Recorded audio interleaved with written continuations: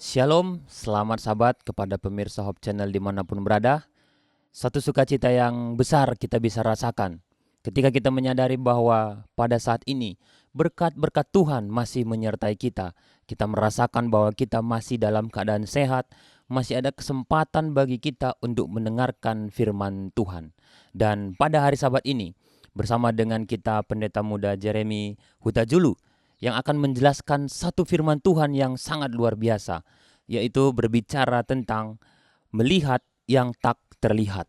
Bagaimana hal ini akan membantu kita untuk merasakan kehadiran Tuhan itu lebih dekat di dalam kehidupan kita. Namun sebelumnya kita akan berdoa untuk memulai pembahasan kita. Kita berdoa. Terima kasih Tuhan atas berkat yang indah ini. Pada saat ini kami siap untuk mendengar dan belajar firman Tuhan. Berikan kami hikmat dan kebijaksanaan agar pengertian kami akan firman Tuhan lebih dalam, dan ini dapat membantu kami di dalam perbuatan kami sehari-hari. Di dalam nama Yesus kami berdoa. Amin. Pada hari Sabat ini ada satu pelajaran yang akan membantu kita untuk lebih merasakan bagaimana kehadiran Tuhan di dalam kehidupan kita. Ayat intinya di dalam Ibrani 11 ayat 27. Dikatakan demikian. Dengan iman ia meninggalkan Mesir, tidak takut akan murka raja, karena ia bertegun seperti melihat dia yang tidak terlihat.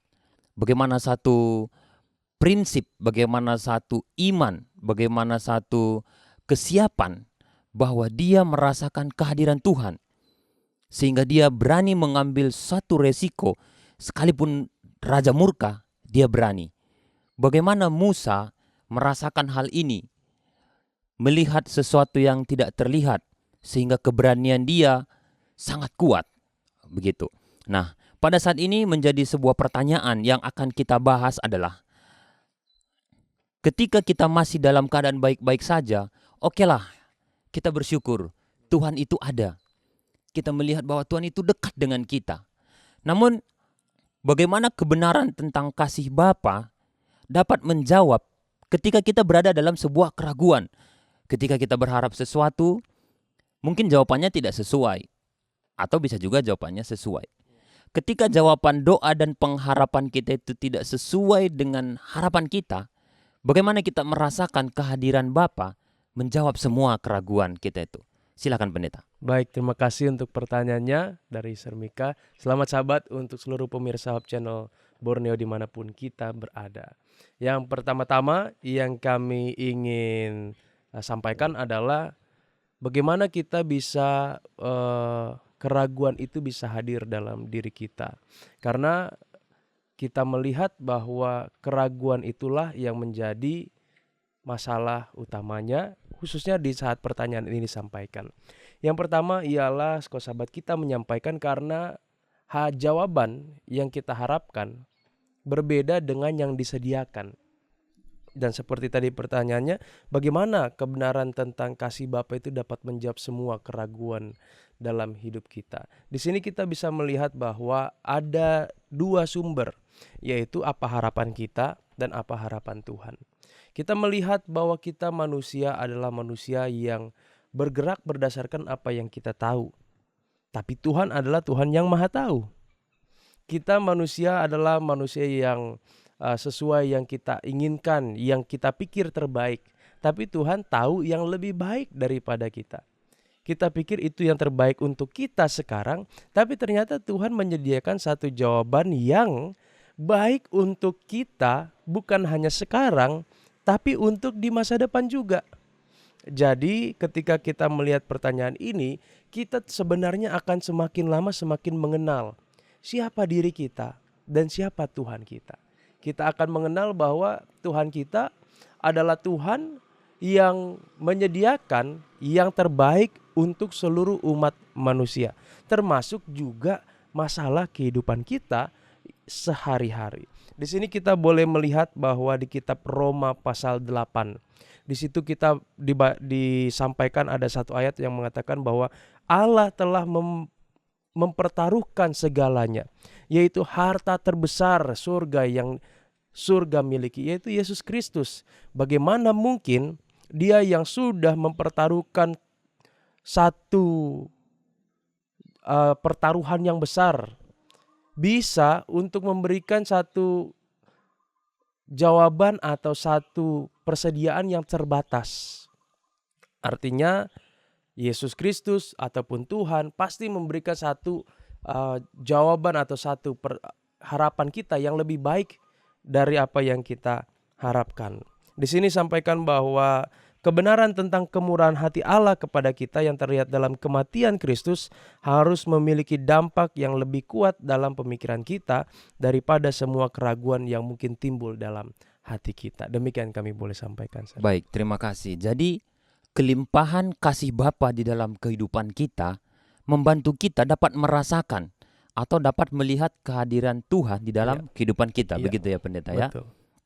Nah, terlebih lagi tadi dijelaskan bahwa ketika kita tahu apa yang baik bagi kehidupan kita, tetapi ketika kita lebih tahu lagi bahwa Tuhan tahu lebih baik. Nah, hal ini sangat membantu kita bahwa kita bisa melihat, oh ternyata Tuhan itu ada di dalam kehidupan kita. Nah, masih berkaitan dengan sebuah keraguan untuk membantu kita, apakah yang sering kita ucapkan ketika kita selesai berdoa dalam nama Yesus?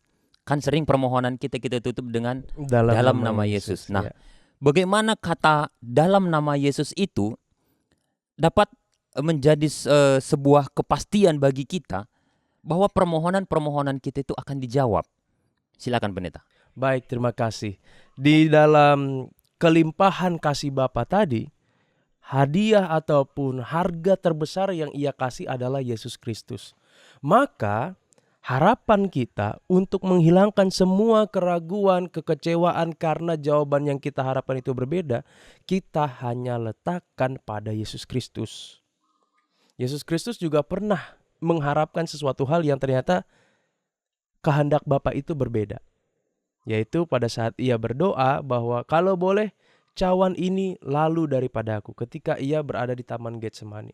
Tapi Ia menutupnya dengan sebuah iman. Biarlah kehendakmu yang jadi. Maka kita pun diajak untuk menaruh keyakinan kita kepada Tuhan yang tahu sesuatu hal yang lebih lagi. Dan dalam nama Yesus ini akan membuat iman tadi itu untuk bekerja. Nah, terkadang kan kita kalau berdoa dalam satu masalah, mungkin kita mengharapkan ketika selesai berdoa ada sesuatu hal yang luar biasa yang terjadi. Terkadang itu bisa terjadi sesuai dengan kebutuhan dan kehendak Tuhan. Tapi ketika kelihatannya tenang saja, damai-damai saja, kok tidak ada yang berubah, bukan berarti Tuhan tidak bekerja. Disitulah kita meletakkan iman kepercayaan kita bahwa Tuhan hadir bukan hanya ketika ada badai besar yang ditenangkan, tapi Tuhan hadir juga pada saat damai, tenang, sunyi, ketika bahkan sepertinya tidak ada yang terjadi sesuatu pun. Tapi kita yakin pada saat itu seluruh kuasa surgawi bekerja untuk menolong dan menyediakan jawaban yang terbaik untuk doa-doa kita. Itulah yang kita bisa percaya ketika berdoa dalam nama Yesus. Kita percaya bahwa Yesus adalah juru selamat kita. Kita percaya Yesus adalah pengantara kita. Dan kita percaya akan karakter-karakter Yesus yang sudah kita tahu sangat baik, yang tidak akan mengecewakan kita. Demikian. Baik, terima kasih. Jadi di dalam nama Yesus, ketika kita katakan di dalam nama Yesus, kita yakin bahwa Yesus adalah menjadi sebuah perantara bagi permohonan kita kepada Tuhan. Selain kita melihat kematian Dia di kayu salib yang akan membuat kita semakin yakin, Dia sendiri mengatakannya di dalam Yohanes 14 ayat 14. Betul. Dia katakan begini, jika kamu meminta segala sesuatu kepadaku dalam namaku, aku akan melakukannya. Nah, jadi pemirsa Hope Channel, Bapak Ibu dimanapun berada, kalau misalnya teman dekat kita berjanji, saya akan datang. Betul. Atau misalnya dikatakan ketika nanti kamu ulang tahun, saya akan memberikan ini. Atau hubungan orang tua dengan anak. Dia katakan kepada anaknya, nanti ketika kamu ulang tahun, saya akan belikan baju atau sepeda. Pasti anak itu yakin. Karena dia tahu bahwa bapaknya tidak akan melukainya, tidak akan ingkar janji, dan tidak akan membiarkan anaknya kecewa. Iya. Apalagi Tuhan, Yesus yang sudah mati sekalipun dia mau. Iya, Nah, betul. ini merupakan suatu keyakinan bagi kita untuk menepis segala keraguan. Sehingga ketika kita merasakan hal itu, kita dapat melihat keberadaan Yesus, keberadaan Tuhan, walaupun tidak dengan mata, tetapi dengan iman. Iman. Selain daripada pernyataan Yesus untuk yakin kepadanya, bagaimana kebangkitan Yesus dari kubur membuat kita tambah yakin lagi. Kan sering sekali ketika kita ragu, yang disampaikan adalah, "Nggak usah ragu, Tuhan atau Yesus sudah mati di kayu salib untuk kita." Iya. Gitu ya. Nah, sekarang ditambah lagi, bagaimana kebangkitan itu membuat kita semakin yakin lagi. Dikatakan begini, di dalam Efesus 1 ayat 18 sampai 23, ini Paulus berbicara tentang kuasa Allah. Apakah ayat-ayat ini ajarkan kepada kita tentang kuasa kebangkitan? Pengharapan dan janji apakah untuk diri kita sendiri yang dapat kita temukan di dalam ayat-ayat ini? Jadi pendeta akan menjelaskan bagaimana pengharapan kita dikuatkan atas kuasa kebangkitan Yesus Kristus. Silakan pendeta. Baik, terima kasih. Ketika Yesus Kristus bangkit dari kematian, itu memberitahu kepada kita bahwa satu, dia bukan manusia biasa seperti kita. Kalau kita mati secara fisik, belum tentu bangkit. Ada orang-orang yang dibangkitkan, dan itu pun dilakukan oleh Yesus Kristus. Sehingga kepastian bahwa Yesus bangkit itu membuktikan bahwa kuasa ilahi ada padanya. Kalau kita bergantung, contohnya kalau kita anak-anak, ada teman kita yang melukai kita, biasanya mungkin ejek kita, pasti kita akan pulang, "Nanti kamu, aku aduin sama orang tuaku." Kenapa? Karena kita tahu orang tua kita adalah seseorang yang lebih powerful, yang lebih berkuasa, yang mampu menolong kita. Demikian juga ketika kita menghadapi dosa, menghadapi tuntutan setan, menghadapi semua tuduhan-tuduhan yang jahat, kita boleh mengadu kepada Yesus Kristus. Dan itulah kita yakin bahwa kuasa kebangkitan Yesus itu menunjukkan bahwa dia adalah seseorang yang lebih daripada kita. Yang kemudian kita tahu bahwa ketika Yesus Kristus mati, dia menjadi juru selamat kita. Dialah yang akan menolong kita. Dialah yang pertama akan membela kita ketika kita mau untuk akan jatuh dalam dosa. Dialah yang pertama akan menolong kita ketika kita mau untuk bertobat. Dan kuasa itu bisa kita miliki. Karena kuasa itu dalam kitab Efesus juga disampaikan bahwa di dalam ayat 19 dan 20. Dan betapa hebat kuasanya bagi kita yang percaya sesuai dengan kekuatan kuasanya. Artinya bagi kita yang percaya, kuasa Yesus pun dilimpahkan kepada kita. Tapi bukan untuk dijadikan untuk hal yang sewenang-wenang tentunya. Karena kuasa itu Tuhan Yesus berikan untuk mengalahkan dosa dalam diri kita. Kita mungkin tidak melihat diri kita yang mampu untuk mengalahkan dosa kesayangan kita secara pribadi. Karena ternyata kita jatuh berulang-ulang. Tapi kita bisa melihat diri kita masing-masing. Saya, Jeremy Hutajulu, bisa mengalahkan dosa karena kuasa Yesus Kristus, bukan kuasa diri sendiri. Itulah kuasa kebangkitan yang Tuhan Yesus ingin berikan pada kita. Bahkan bukan hanya untuk di diri kita saja menang atas dosa, kita bisa juga membagikan ini kepada orang lain. Tuhan Yesus berikan kuasa bahwa kita mungkin akan ada musuh-musuh yang menghadapi kita, yang menghadang kita. Kuasa itu pun Tuhan Yesus berikan supaya kita boleh tetap bertahan dalam setiap usaha pekerjaan Tuhan yang kita boleh turut berpartisipasi dalamnya. Demikian. Baik, terima kasih. Di dalam kuasa kebangkitan ini, bagi saya secara pribadi, sangat benar-benar membantu saya bisa melihat kehadiran Tuhan di dalam kehidupan saya. Saya katakan begini karena satu hal yang paling ditakuti manusia adalah kematian. Betul. Tetapi kuasa kematian itu dikalahkan oleh Yesus ketika dia bangkit dari kubur. Nah, ketika kita mengenal bahwa sosok seperti itulah yang menjadi Tuhan kita, yang bangkit dari kubur, itu akan sangat menepis keraguan kita. Betul. Dan semakin meyakinkan kita, menguatkan iman kita, bahwa Tuhan itu adalah benar-benar Tuhan yang Iya. patut kita sembah. Dan yang menarik di situ Sir, bahwa ketika hal itu terjadi, yaitu yang saya maksud adalah kita semakin percaya pada Yesus, setan tidak tinggal diam. Dia akan berusaha untuk membuat kita ragu. Betul. Membuat kita ragu. Oleh sebab itu dalam salah satu kitab Injil katakan, kalau kita ragu dalam melakukan sesuatu, jangan dilakukan. Kita harus melakukannya dengan iman. Yang penting yakin, tapi bukan yakin atas diri sendiri, tapi yakin kepada kuasa yang Tuhan Yesus berikan karena dia sudah bangkit dari kematian. Demikian saya. Baik. Jadi sampai di sini sudah sangat jelas kepada kita bahwa bagaimana tadi judulnya itu adalah melihat yang tidak terlihat. Bagaimana merasakan kehadiran Tuhan walaupun kita tidak melihat secara fisik. Yang pertama tadi, bagaimana dari kelimpahan kasih-Nya itu memberikan keyakinan kepada kita. Bagaimana dia sendiri mengatakan dalam namaku, dalam Iya. nama Yesus artinya.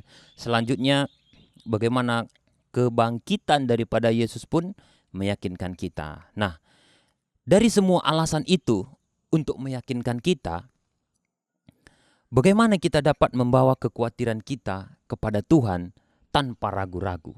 Misalnya begini, dalam keadaan semua baik-baik saja, ya kita dengan yakin bisa katakan Tuhan itu ada. Iya, Tuhan itu baik. betul. Tuhan itu baik. Namun pertanyaannya adalah, bagaimana kalau keadaan tidak baik? Apa yang harus kita lakukan supaya keraguan itu tidak menguasai kehidupan kita? Silakan pendeta. Baik. Tuhan memberikan kepada kita akal budi pikiran. Kita dalam memilih sesuatu hal, pasti kita akan menilai terlebih dahulu. Mana-mana yang kita coba lihat ternyata lebih menyenangkan untuk saya atau lebih sesuai dengan apa yang saya inginkan. Nah, kenapa kita ragu? Karena contoh dalam memilih satu barang, kalau kita mau membeli sesuatu, tentu kita akan lihat apakah bagaimana kualitasnya, apakah kecocokannya dengan saya ketika nanti saya akan gunakan, apakah itu kita akan menimbang dengan harganya. Artinya setelah kita menilai itu, ada beberapa pengetahuan, fakta-fakta yang kita bisa jadikan dasar. Saya memilih ini karena ini. Ketika dalam hidup kita, untuk membuang semua keraguan, kekhawatiran, dalam praktek kehidupan sehari-hari, Tuhan tidak selalu membuka semua pengetahuan itu tentang apa yang terjadi dalam hidup kita. Seringkali kita harus memilih di tengah-tengah kegelapan. Ibarat kita sedang berjalan, di kiri kanan ini sedang ada kabut yang luas, tapi kita hanya disuruh ikut aja cahaya yang di depan kita. Kita memang tidak tahu semua sekitar keadaannya kiri kanan karena tertutup kabut, tapi kita tahu di mana arah cahaya itu berjalan. Kita berjalan mengikut cahaya itu. Kita mungkin dalam kehidupan kita tidak selalu tahu apa yang harus kita pilih, kenapa harus begini, kenapa harus begitu, tidak. Tapi kita diminta untuk berjalan dengan iman.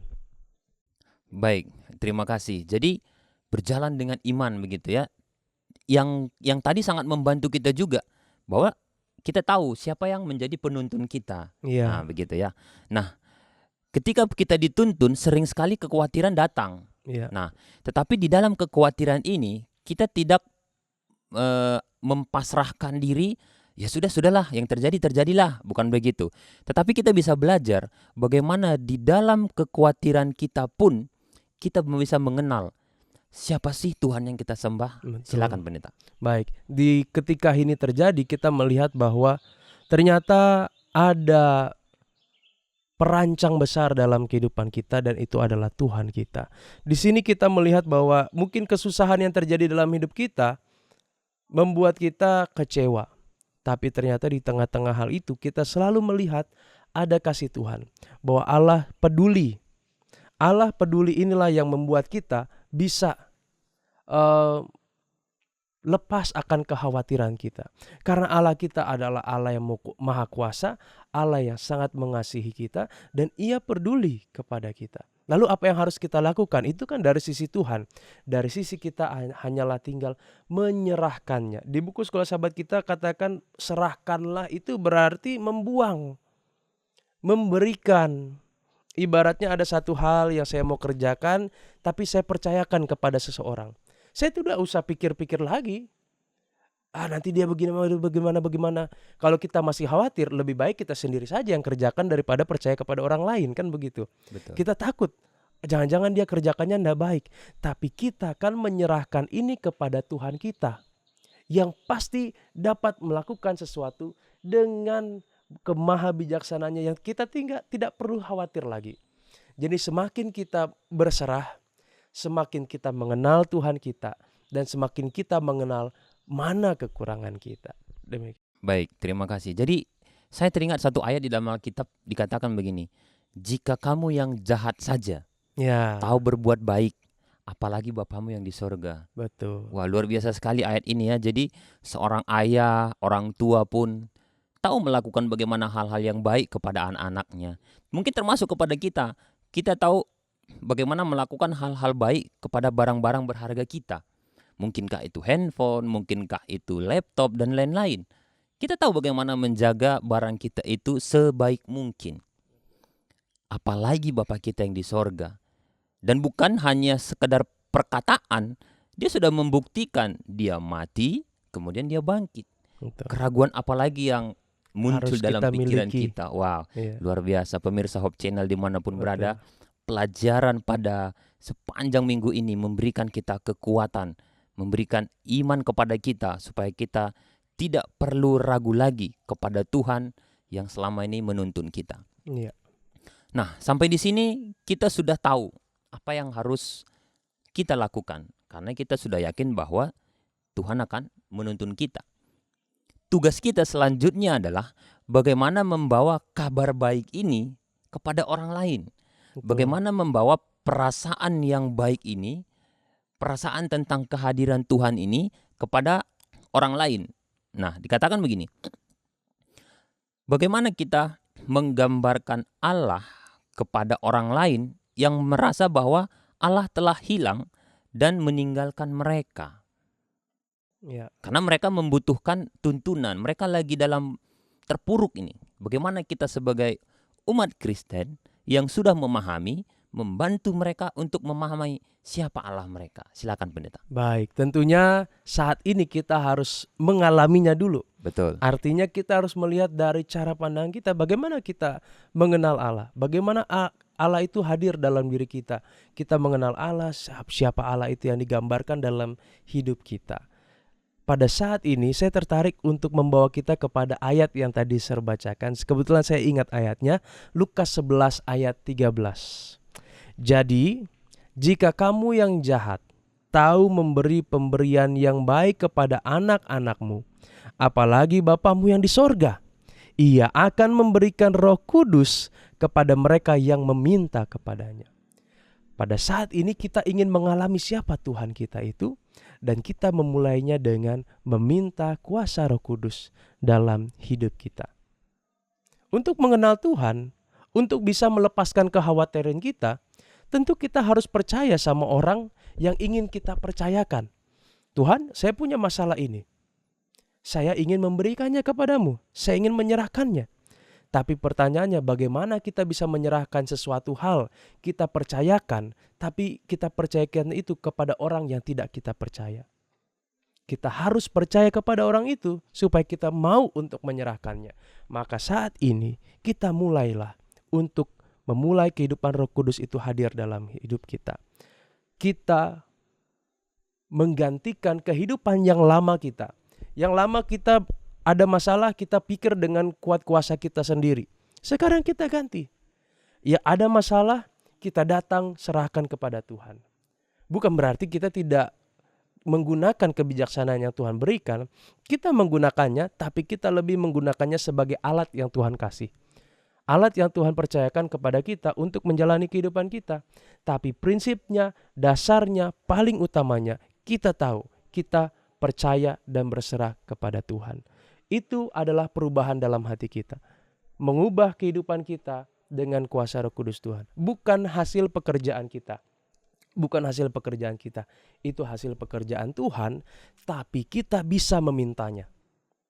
Kalau kita meminta, maka Tuhan akan memberikan. Tapi kalau Tuhan memberikan nantinya, kita ada dua pilihan, Menerima atau tidak. Tapi ketika kita meminta, Tuhan selalu pasti akan terima. Tapi ketika nanti Tuhan akan berikan pada kita, mana yang akan kita pilih? Kita mau terima atau kita mau tolak?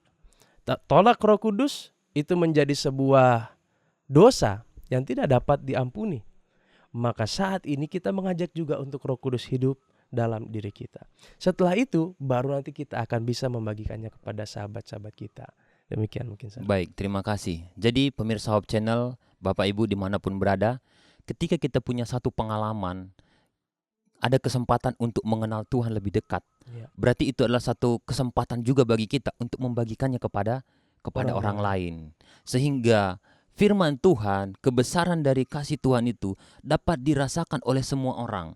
Karena Tuhan juga mau memakai kita untuk menjadi juru bicaranya kepada orang lain. Nah, sama seperti yang pendeta tadi katakan, ketika kita meminta kepada Tuhan, marilah kita meminta dengan rendah hati. Rendah hati artinya apa? Tidak memaksa, tidak mengatur, tapi kita mempercayakan. Kita tahu semua ya, bagaimana cara meminta dengan rendah hati. Rendah hati. Dikatakan begini, selama kita datang kepada Bapa Surgawi kita dengan rendah hati dan dengan roh untuk diajar, artinya menurut, mau diajar, begitu, bukan dengan keras kepala. Mau dan ingin belajar, mengapa kita harus meragukan pemenuhan janji Allah sendiri? Jadi kita yakin, kalau kita datang dengan rendah hati, tidak perlu lagi ada keraguan. Tuhan memenuhi janjinya atau enggak ya? Pasti akan dipenuhi. Selanjutnya, engkau tidak boleh meragukannya sedikit pun. Dengan demikian tidak menghormatinya. Ketika Anda telah berusaha untuk mengetahui kehendaknya, bagian Anda dalam operasi Allah adalah untuk percaya bahwa Anda akan dipimpin dan dibimbing dan diberkati untuk melakukan kehendaknya. Jadi kalau kita datang dengan percaya, kita yakin Tuhan pasti akan membimbing. Dan kasih Tuhan akan menghilangkan semua keraguan dan kekhawatiran di dalam kehidupan kita. Sehingga dengan demikian kita dapat melihat kehadiran Tuhan walaupun kita tidak dapat melihatnya dengan mata. Nah, pada saat ini Pendeta Jeremy Huta Julu akan memberikan satu kesimpulan kepada kita tentang firman Tuhan pada hari Sabat ini. Bagaimana melihat yang tidak terlihat. Silakan Pendeta. Baik, sebagai kesimpulan kita tadi sudah melihat ada poin-poin pelajaran yang mungkin Bapak Ibu ketika membaca sekolah sahabat disediakan dalam urutan per hari. Itu boleh menjadi penguatan kita. Namun kami mengembalikannya kepada ayat inti kita pada sepanjang pelajaran ini. Dengan iman, ia meninggalkan Mesir, tidak takut akan murka raja, karena ia bertekun seperti melihat Dia yang tak terlihat. Bagi Musa, kalau kita menaruh diri kita di posisi Musa, ketika ia ingin menghadap pada raja, ini ibarat kan Musa mau mengeluarkan bangsa Israel dari Mesir. Ini ibarat raja mau ketemu sama raja dong, perwakilan dari bangsa yang mau ketemu. Kami mau keluar dari perbudakan kalian. Otomatis itu masalah itu sangat mudah atau sangat realistis kalau bilang peranglah kita. Musa membutuhkan jawaban, tapi Tuhan memberikan yang lebih dari jawaban yang kita butuhkan. Kami membawanya ke dalam kehidupan kita sehari-hari. Mungkin kita membutuhkan A, B, C, D, yaitu adalah pemenuhan kebutuhan kita akan keraguan, khawatiran, masalah kita. Tapi ternyata Tuhan ingin menjawabnya lebih dari sekedar memberikan apa yang kita minta. Lebih dari sekedar itu apa yang saya maksud? Yang saya maksud adalah Tuhan ingin kita melalui masalah itu, melalui jawaban yang Tuhan sediakan, supaya kita mengenal Dia lebih dalam lagi. Mengenal bahwa Dia peduli, mengenal bahwa Dia ingin menyelamatkan kita, mengenal bahwa Ia ingin Roh Kudus-Nya hidup dalam hati kita. Jadi Tuhan bukan hanya ingin memberikan materinya, tapi Tuhan ingin menanamkan karakter spiritualnya dalam diri kita, karakter kerohaniannya dalam diri kita. Terlalu mudah bagi Tuhan untuk memberikan materi-materi yang kita minta. Bahkan ke yang bukan Tuhan pun kita bisa dapat. Betul. Tapi Tuhan ingin jauh masuk lebih dalam daripada sekedar keinginan materi yang kita inginkan. Tuhan ingin merubah hidup kita itu. Walaupun itu tidak terlihat, tapi kita diajak untuk percaya. Melihatnya dengan mata yang tidak bisa kelihatan, melihatnya dengan iman. Demikian yang kami boleh sampaikan. Baik, terima kasih. Terima kasih banyak pendeta sudah menyampaikan firman Tuhan, menyampaikan suatu pelajaran yang luar biasa kepada kita. Bagaimana kita semua, pemirsa Hope Channel dimanapun berada, dapat merasakan kehadiran Tuhan dengan berbagai bukti. Sehingga ketika kita merasakan kehadiran Tuhan, maka perbuatan-perbuatan kita pun akan semakin dekat kepada Tuhan. Amin. Dan pada hari Sabat ini, sebelum kita berpisah dari pelajaran sekolah Sabat ini, Pendeta Jeremy akan memimpin kita di dalam doa. Silakan Pendeta. Mari kita sama-sama berdoa.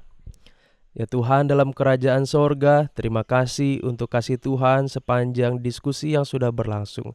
Biarlah kiranya setiap pelajaran yang sudah kami temukan dari firman Tuhan boleh menguatkan iman percaya kami, agar dalam perjalanan kehidupan kami boleh menjalaninya bersama dengan Tuhan. Memberkati seluruh pemirsa Hope Channel Borneo dimanapun mereka berada.